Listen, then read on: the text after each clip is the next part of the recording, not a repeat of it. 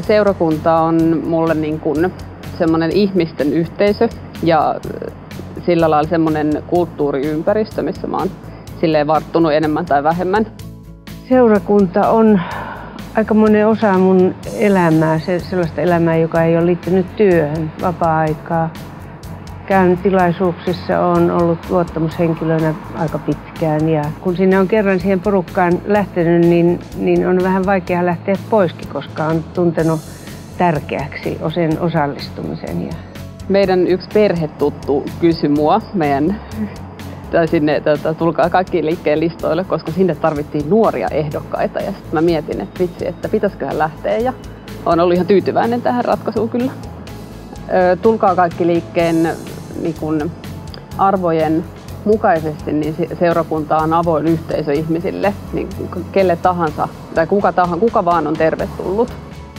Sillä listalla on hyvä nimi, kantava voima.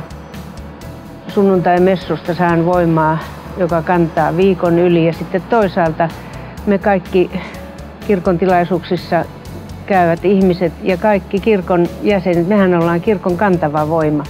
Unelmien seurakunta on avoin kaikille ja suvaitsee erilaisuutta. Mä toivoisin, että ihmiset löytäis enemmän ja uskaltautuis niin kuin tulemaan katsomaan, että mitä siellä oikein tapahtuu. Ja siitä se rakentuu se ihmisten yhteisö, että sinne tulee ne ihmiset. Siitä se rakentuu. Unelmien seurakunta olisi sellainen, että siellä vilisisi ihmisiä ja ne sulassa sovussa virkailijoiden kanssa pyörittäisivät erilaisia toimintoja ja siellä olisi vanhat ja nuoret ja lapset.